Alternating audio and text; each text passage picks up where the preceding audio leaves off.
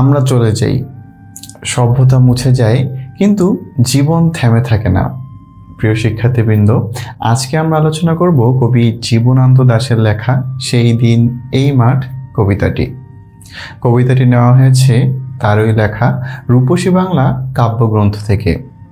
প্রিয় শিক্ষার্থীবৃন্দ, আজকের ক্লাসে আমরা কবিতার লাইনগুলো খুব সুন্দর করে ব্যাখ্যা দেওয়ার চেষ্টা করব, যেন তোমরা খুব সহজেই সেই ব্যাখ্যাগুলো বুঝতে পেরে সৃজনশীলে একটা ভালো নাম্বার ক্যারি করতে পারো। এবং এতটুকু বিশ্বাস রাখো যে আজকের এই ক্লাসটি করার পর এই কবিতা নিয়ে তোমাদের আর কোনো প্রকার সমস্যার সম্মুখীন হতে হবে না। তো চলো দেরি না করে শুরু করি আমাদের আজকের এই ক্লাসটি। সেই দিন এই মাঠ। সেই দিন এই মাঠ, জীবনানন্দ দাশ। সেই দিন এই মাঠ স্তব্ধ হবে না কো জানি, এই নদী নক্ষত্রের তলে সেদিনও দেখিবে স্বপ্ন। কবি জানেন তিনি না থাকলেও প্রকৃতি থেমে থাকবে না। এই মাঠ, এই নদী সবই আগের মতোই চলবে। রাতের নক্ষত্রের নিচে নদী ঠিকই তার স্বপ্নময় সৌন্দর্য ছড়িয়ে দেবে। অর্থাৎ মানুষ চলে গেলেও প্রকৃতি তার চিরন্তন সৌন্দর্য নিয়েই থাকবে। সোনার স্বপ্নের স্বাদ পৃথিবীতে কবে আর ঝরে? প্রকৃতি মানুষের হৃদয়ে যে সুন্দর স্বপ্ন জাগায় তার শেষ নেই। প্রকৃতির সৌন্দর্য কখনো নিঃশেষ হয় না। মানুষের মনে নতুন স্বপ্ন, নতুন স্বাদ জাগিয়েই যায় প্রকৃতি। আমি চলে যাব বলে চালতা ফুল কি আর ভিজিবে না শিশিরের জলে, নরম গন্ধের ঢেউয়ে? কবি বলেন, আমি না থাকলে কি প্রকৃতি থেমে যাবে? চালতা ফুল কি আর শিশিরে ভিজবে না? তার সেই নরম সুবাস কি হারিয়ে যাবে?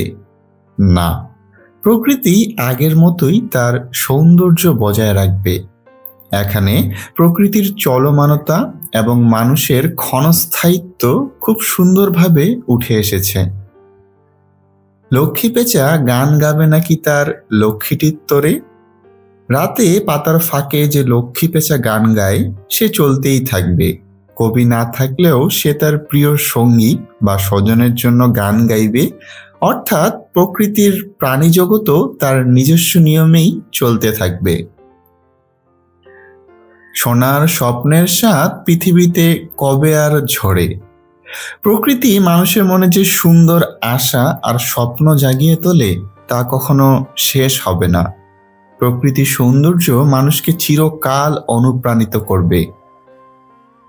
চারিদিকে শান্ত বাতি, ভিজে গন্ধ, মৃদু কলরব, খেয়া নৌকোগুলো এসে লেগেছে চোরের খুব কাছে।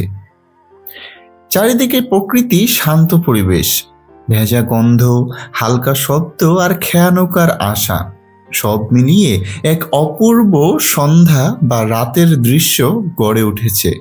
এটি প্রকৃতির নির্মল, শান্ত, কবিময় পরিবেশের ছবি।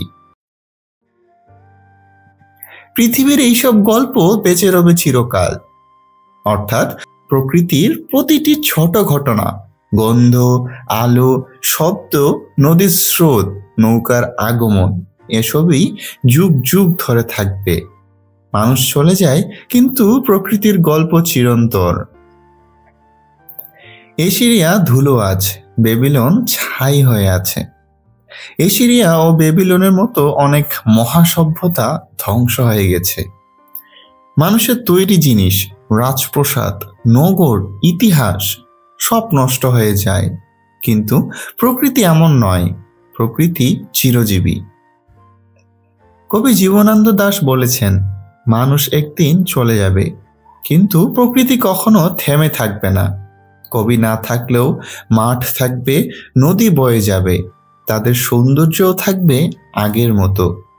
চালতা ফুল শিশিরে ভিজবে, তার গন্ধ ছড়িয়ে পড়বে, এবং লক্ষ্মী পেঁচা রাতের বেলা গান গাইবে। অর্থাৎ প্রকৃতি সবসময় তার নিজের নিয়মেই চলতে থাকবে। মানুষের গড়া বড় বড় সভ্যতা, এশিরিয়া, বেবিলন সবই সময়ের সাথে নষ্ট হয়ে গেছে, কিন্তু প্রকৃতির গন্ধ, রূপ, আলো, শব্দ এসব কখনো শেষ হয় না। সুতরাং মানুষ মরণশীল, কিন্তু প্রকৃতি চিরন্তন। প্রকৃতি মানুষের মনে নতুন স্বপ্ন জাগিয়ে যাবে চিরকাল। কবিতাটি কেমন লাগলো জানাতে ভুলবে না। চ্যানেলটি সাবস্ক্রাইব করে কমেন্ট সেকশনে তোমার এসএসসি ব্যাচ জানিয়ে দাও। এতে করে তোমাদের জন্য আরও নতুন ক্লাস নিয়ে আসতে আমাদের সুবিধা হবে। চ্যানেলে নবম ও দশম শ্রেণীর গল্প ও কবিতার উপর আরও অনেক ক্লাস দেওয়া আছে, সেগুলো এক এক করে দেখে ফেলো। দেখা হচ্ছে নতুন কোনো ক্লাসে। সে পর্যন্ত ভালো থাকো, সুস্থ থাকো, শিখতে থাকো। আল্লাহ হাফেজ।